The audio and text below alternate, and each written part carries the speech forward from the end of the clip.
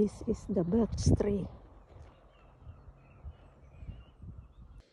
Hello friends, I will making Easter decoration. So I took some branches with me from the birch tree, and this all I need to make decoration, Easter decoration. Hello friends, here is the decoration I made, Easter decoration. I took some branches from birch tree. So look at this, very nice. And some days from now, so will become some leaves here.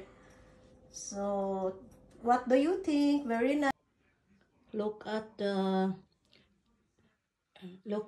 Easter decoration I made for some days ago, and after 3-4 days they got so many leaves.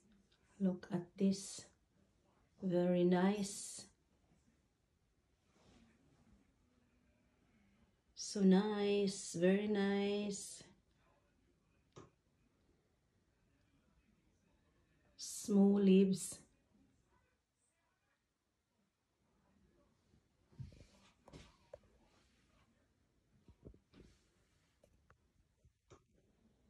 Thank you for watching, and thank you very much for all your support.